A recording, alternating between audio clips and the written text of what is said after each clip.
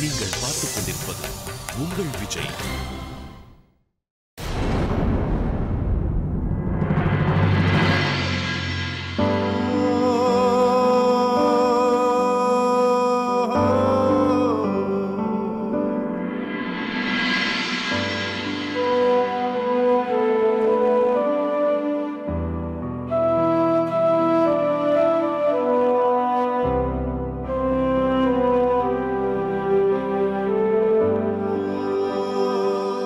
ஜீவிதா, கோயிலுக்கு யார் வந்திருக்காங்கன்னு பாத்தியா?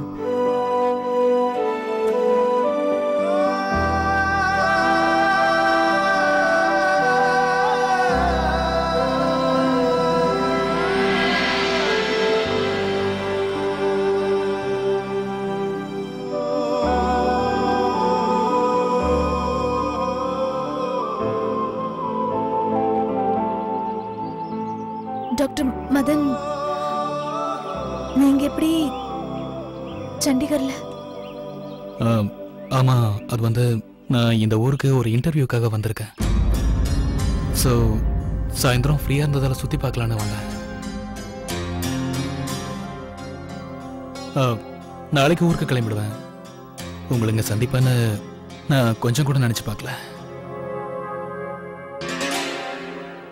எப்படியோ டாக்டர் மதன், நான் உங்களை இந்த கோயிலில் சந்திப்பேன்னு கொஞ்சம் கூட எதிர்பார்க்கவே இல்லை. நீங்க ஒரு வேலை செய்யுங்க. நாளைக்கு உங்க இன்டர்வியூ முடிச்சதுக்கு அப்புறம் நேரா நீங்க ஊர் கிளம்பி போயிட போறீங்க. நீங்க இங்கதான் இருக்கணும். நம்ம ஆக்சிடென்ட்டா இந்த இடத்துல மீட் பண்ணியிருந்தாலும் ஒரு வகையில் நல்லதா போச்சு. எங்க கல்யாணத்தை பார்த்துட்டு தான் நீங்க போகணும்.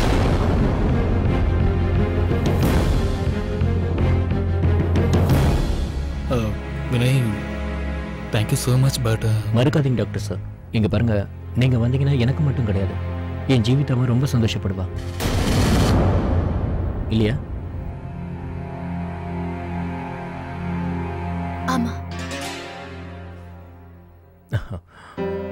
டாக்டர் சார், இது எங்க வாழ்க்கையில ரொம்ப முக்கியமான ஒரு நாள். எங்களோட நெருங்கிய நண்பர்கள் எல்லாருமே எங்களோட கல்யாணத்துக்கு வந்து எங்களை மனசார வாழ்த்தணும்னு ஆசைப்படுறேன். ஸோ ப்ளீஸ், கண்டிப்பா நீங்க கல்யாணத்துக்கு வரணும். கேட்கவே மறந்துட்டேன், எந்த ஹோட்டல் தங்கியிருக்கீங்க? ஆமாம், இங்கே நான் இம்பீரியல் கிளாசிக் ஹோட்டலில் தான் தங்கியிருக்கேன். அப்படின்னு நான் ஒரு வேலை செய்கிறேன். ஈவினிங்குள்ளே நான் உங்களுக்கு ஒரு இன்விடேஷன் கார்டு அனுப்புகிறேன். உங்களுக்கு என்னோட அட்வான்ஸ் கல்யாண வாழ்த்துக்கள். Thank you so much.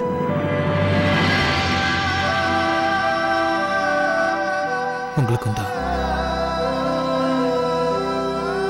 தேங்க்யூ. சரி, நான் கிளம்புறேன். See you.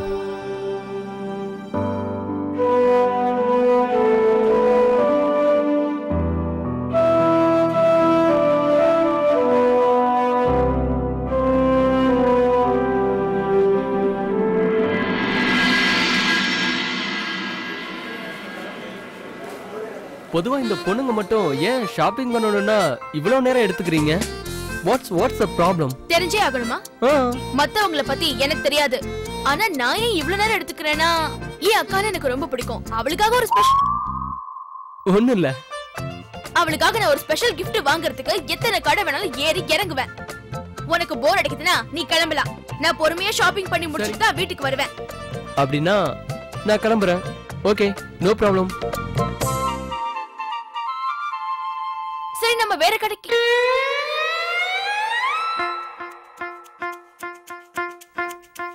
ஹலோ விஸ்வா, ஒரு நிமிஷம் நில்லு. எங்க போற? என்ன விட்டு போற? நீ தானே சொன்ன எனக்கு போர் அடிச்சதுன்னா நீ கிளம்பலாம்னு. அதனாலதான் நான் கிளம்புறேன். நீ பொறுமையா ஷாப்பிங் முடிச்சிட்டு சாவகாசமா வீட்டுக்கு வா. ஏய், ஒரு நிமிஷம் நில்லு. நான் தனியா எப்படி? இவ்ளோ பெரிய ஊர்ல என்ன மாதிரி சின்ன பொண்ணு தொலைச்சிட்டா என்ன ஆகும்? அதுவும் இல்லாம உன் வீட்டு அட்ரஸ் கூட எனக்கு தெரியாது. நான் உனக்கு எஸ்எம்எஸ் பண்ணிடுறேன். அப்புறம் நீ அதை பார்த்துட்டு வீட்டுக்கு வந்து. இல்ல கேளு, எனக்கு இந்த மால்ல எந்த கடை எங்க இருக்குன்னே தெரியாது.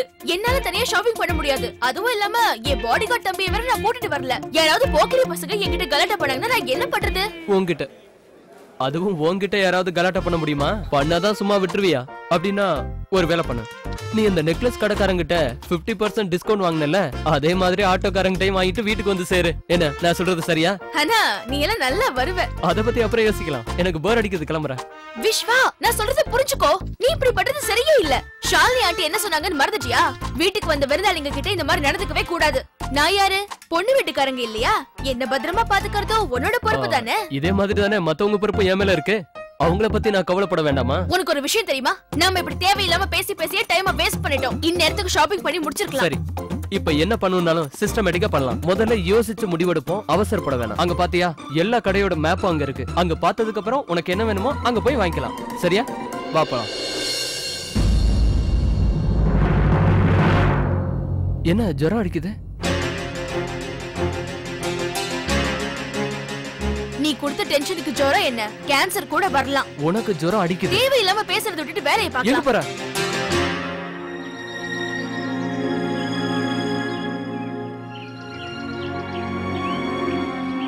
வினய், நான் உங்ககிட்ட ஒரு விஷயத்தை பத்தி கேட்கலாமா? நீங்க டாக்டர் மதனையே நம்மளோட கல்யாணத்துக்கு இன்வைட் பண்ணீங்க. ஏன் அவரை கூப்பிட்டதால என்ன தப்பு? அவரால தானே நமக்கு இவ்ளோ பிரச்சனை.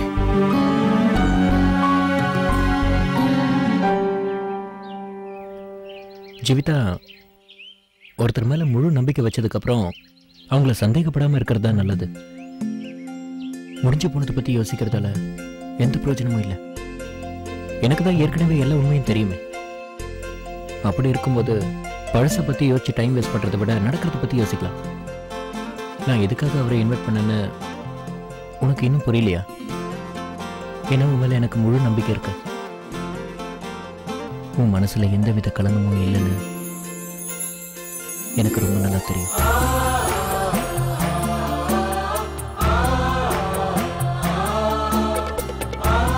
என் மேல உங்களுக்கு அவ்வளவு நம்பிக்கை இருக்கா?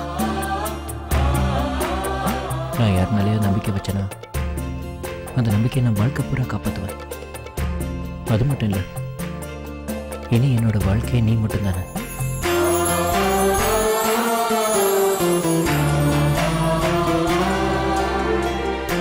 உங்களை மாதிரி ஒருத்தரை நான் இது வரைக்கும் பார்த்ததே இல்லை. நீங்க என்ன புகழ்ந்து பேசுறீங்களா இல்ல திட்டுறீங்களா? ரெண்டுமே இல்லை.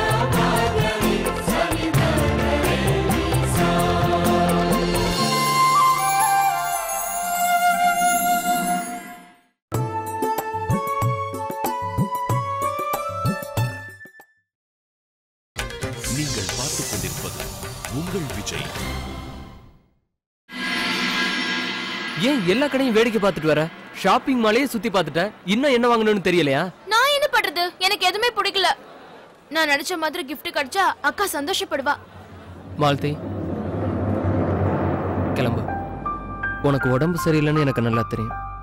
இத பாரு, கல்யாணத்துக்கு இன்னும் நிறைய டைம் இருக்கு. உனக்கு உடம்பு சரியானதுக்கு அப்புறம் பொறுமையா வந்து ஷாப்பிங் பண்ணிக்கலாம். சொன்னா கேளு. விஸ்வா, அக்காவுக்காக எனக்கு ஜுரம் வந்தா மட்டும் இல்ல, சாகுற நிலைமையே வந்தாலும் ஷாப்பிங் பண்ணுவேன். நான் அக்காவுக்காக என்ன வேணாலும் பண்ணுவேன் விஸ்வா. நான் சேர்த்து வச்ச பாக்கெட் மணில தான் gift வாங்கலான்னு வந்தேன். இந்த விஷயம் அக்காவுக்கு கூட தெரியாது. அது மட்டும் இல்ல விஸ்வா, என்கிட்ட இன்னும் நிறைய பணம் இருந்திருந்தா என் அக்காவுக்கு இந்த உலகத்திலே பெஸ்ட் கிஃப்டா வாங்கி கொடுத்திருப்பேன். விஸ்வா, ஜுரத்தை பத்தி நான் கவலைப்படல. ஆனா என் அக்காவை சந்தோஷப்படுத்தி பார்க்கணும் தான் எனக்கு ஆசை. யூ நோ வாட், எனக்கு இப்பதான் புரிஞ்சது. நானும் என் அண்ணன் மேல பாசம் வச்சிருக்கேன். ஆனா நீ உன் அக்கா மேல வச்சிருக்க அளவுக்கு இல்ல, கொஞ்சம் கம்மி தான். இப்பதான் எனக்கு ஒரு ஐடியா வந்தது. என்னன்னா, நானும் ஏன் என் அண்ணனுக்காக ஒரு gift வாங்க கூடாது? ஓகே, நான் ரெடி. நீ ரெடியா? ரெடி. Let's go.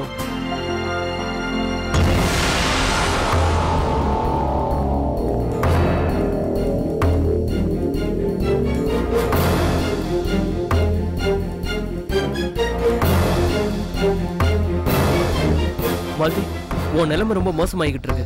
முதல்ல டாக்டர் கிட்ட போலாம், அப்புறமா ஷாப்பிங் பண்ணலாம். இல்ல விஸ்வா, டாக்டர் கிட்ட போறதுக்குலாம் எனக்கு டைம் இல்ல. என்ன புரிஞ்சுக்கோ ப்ளீஸ். லிசன், நீ ஒரு விஷயத்தை கேட்டுதான். என்ன? இங்க வா. விஸ்வா, இங்க வா. வா, இங்க உட்காரு. உட்காரு உட்காரு. 2 நிமிஷம் வெயிட் பண்ணு. 3வது நிமிஷத்துல இங்க இருப்பேன். Okay, stay here.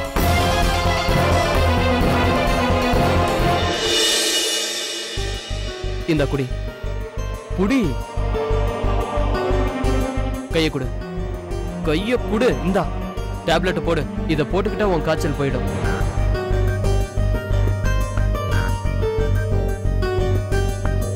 போலாமா ப்ளீஸ்? வா போலாம்.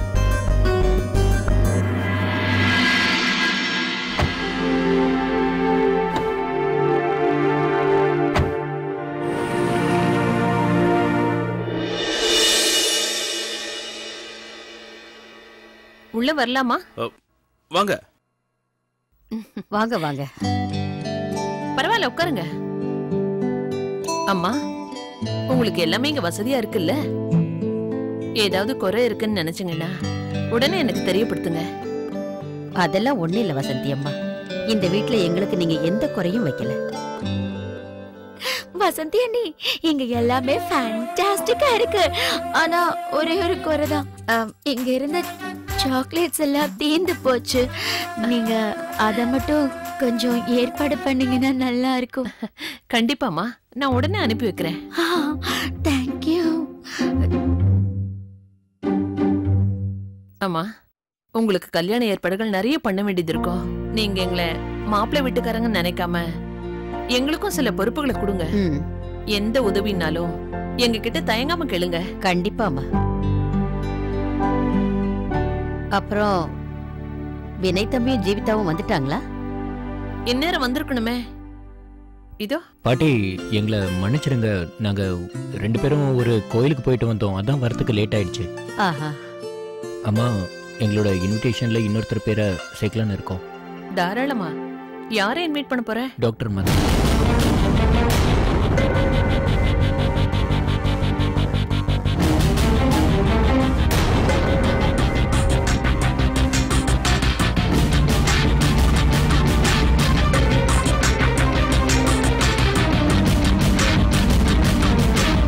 பாட்டி, என்ன நடந்துச்சுன்னா, நாங்க தற்செயலா தான் அவரை கோயில்ல பார்த்தோம்.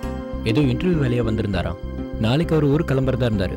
ஆனா நான் தான் அவரை வற்புறுத்தி கல்யாணத்துக்கு வர சொல்லியிருக்கேன். நல்ல காரியம் தான் பண்ணிருக்க வினய். அதுவும் இல்லாம டாக்டர் மதன் உங்களோட ஃபேமிலி டாக்டர் தானே, நல்ல ஃப்ரெண்டும் கூட. இன்னும் சொல்ல போனா ரிஷிகேஷ்ல இருந்து நிறைய ஃப்ரெண்ட்ஸ் வர முடியாது. டாக்டர் இந்த கல்யாணத்துக்கு வந்தா நல்லது தானே.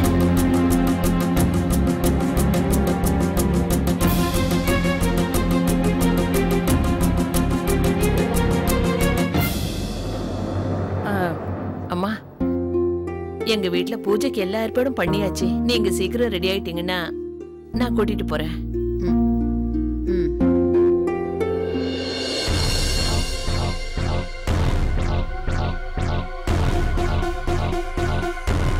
மோகன், பிரேமாவை வெளியில கூட்டிட்டு போ. நான் இவங்க 2 பேர்கிட்டயும் கொஞ்சம் தனியா பேசணும். சரிம்மா. சரிங்க அத்தை.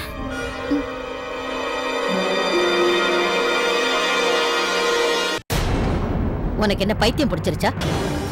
அந்த டாக்டர் மதனை எதுக்காக கல்யாணத்துக்கு இன்வைட் பண்ணணும்? பாட்டி, நான் டாக்டர் மதனை இந்த கல்யாணத்துக்கு கூப்பிடல. வினய் தான் அவரை கல்யாணத்துக்கு இன்வைட் பண்ணாரு. நீ வேண்டான்னு சொல்லி இருக்க வேண்டியதுதானே. ஒருவேளை வினய்க்கு மதனை பத்தின விஷயங்கள் தெரிஞ்சிருச்சுன்னா அப்புறம்?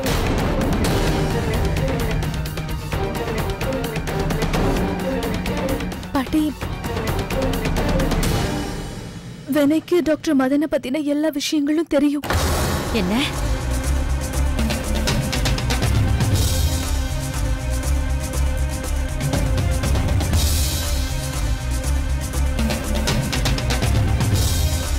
ஆமாம் பாட்டி,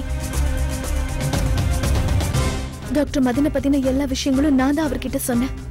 எல்லாமே தெரிஞ்சுக்கிட்டுதான் அவரு டாக்டர் மதனை இந்த கல்யாணத்துக்கு இன்வைட் பண்ணிருக்காரு. எப்படி பண்ணீங்கன்னு நான் அவர்கிட்ட கேட்டேன் பாட்டி. அதுக்கு அவரு என்ன பதில் சொன்னாரு தெரியுமா? அவருக்கு என் மேல அந்த அளவுக்கு நம்பிக்கை இருக்கா?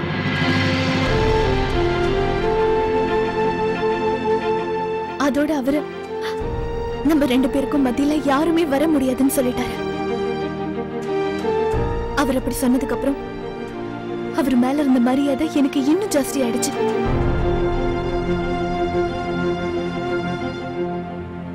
பாட்டி,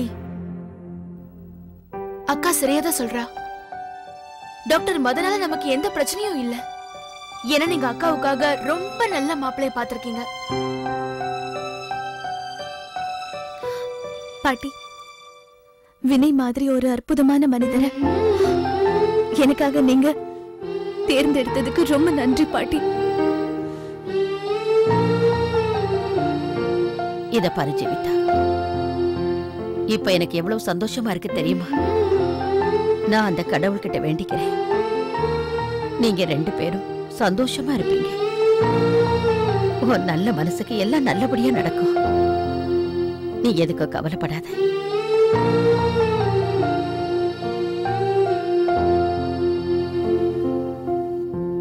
அட, இவ்வளவு சீக்கிரமா தயார் பண்ணு.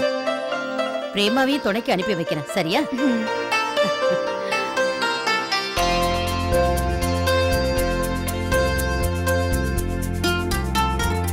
அம்மா மாலதி, நீ துப்பட்டா வாங்க கடைக்கு போயிருந்தல, நீ கேட்ட மாதிரி உனக்கு அந்த துப்பட்டா கிடைச்சிருச்சா? சரி, நான் இப்ப வந்துடுறேன்.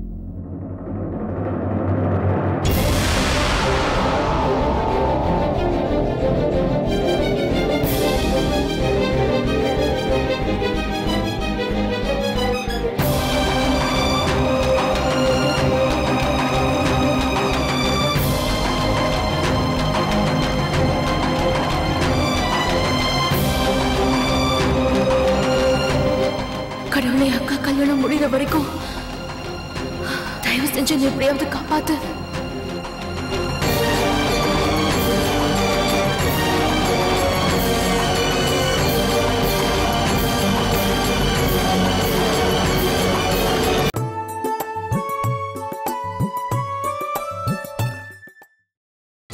நீங்கள் பார்த்துக் கொண்டிருப்பது உங்கள் விஜய்.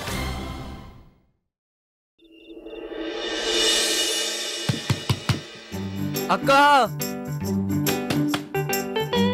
அக்கா கதவை தரங்க. டப்பா உள்ள வராத, நீ வெளியே தான் இருக்கணும். நான் மட்டும் வெளியே வந்து உன்னை அடி பின்னி எடுத்துருவேன். தாமுக்கண்ணா, உனக்கு கல்யாணம் நடக்கும்ல, அன்னைக்கு உனக்கு இதே மாதிரி நான் மேக்கப் பண்றேன், கொஞ்சம் வெயிட் பண்ணு. சித்தி, இவளுக்கு மேக்கப் போடுற வேலையை பார்க்கலாமா? அதத்தானே பண்ணிட்டு இருக்கேன்.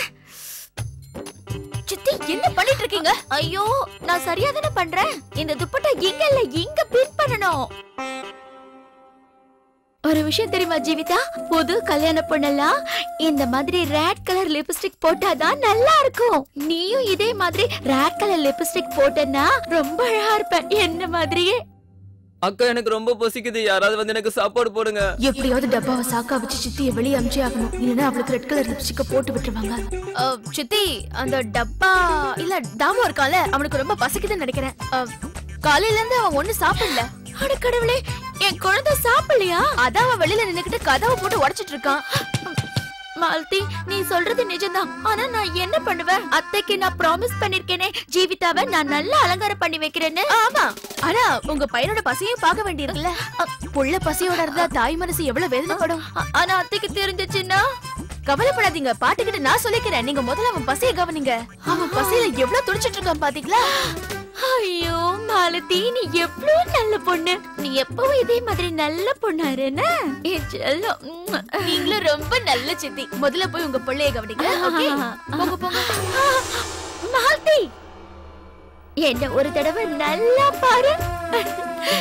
நான் எப்படி இருக்கேன்னு சொல்ல. சூப்பரா இருக்கீங்க சித்தி, அப்படியே ஹன்சிகா மோத்வானி மாதிரி இருக்கீங்க. அப்படியா? தேங்க்யூ.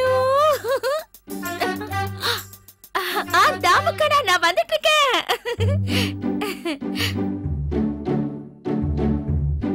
என்னடா பசிக்குதா செல்லம்? சரி வா வா வா, அம்மா உனக்கு சாப்பாடு ஊட்டி விடுறேன்னு. அவங்கள பாத்தியா? அவங்கள விட நீ வா வா. இன்னைக்கு என்னென்ன சமைச்சிருக்காங்க தெரியுமா? ஆனா இதுதான் என்னோட கிஃப்ட். ஆமா, இது என்ன கிஃப்ட்ஸ் இத்தனையா? எல்லாமே உனக்காக தான். ஆக்சுவலி என்னாச்சுன்னா, மாலதி ஒரு சம்பிரதாயத்தை சொன்னா. அது யாருக்காவது கல்யாணம்னா 11 கிஃப்ட்ஸ் கொடுத்தா அவங்களுக்கு நல்லதான். அவ சொன்ன மாதிரியே அவங்க அக்காவுக்கு 11 கிஃப்ட் வாங்கி கொடுத்துட்டா. அதே மாதிரி நானும் உனக்காக கிஃப்ட் வாங்கினேன். ஆக்சுவலி சாங்கிய சம்பிரதாயத்துல எல்லாம் எனக்கு நம்பிக்கை இல்லை. பட் யூனோ, என்ன விடு, உனக்கு இருக்கலாம்ல. நீ நம்ம நாட்டு சம்பிரதாயத்துல நல்ல நம்பிக்கை வச்சிருக்கன்னு எனக்கு தெரியும்.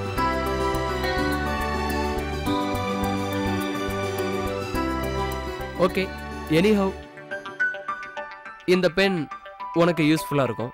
அப்புறம் இந்த கூலர்ஸ் உன்னை விட எனக்கு தான் நல்லா இருக்கும். பாத்தியா, நல்லா இருக்குல்ல?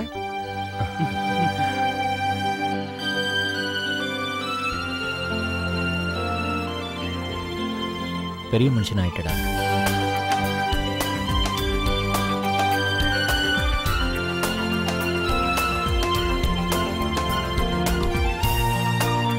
தேங்க்ஸ்.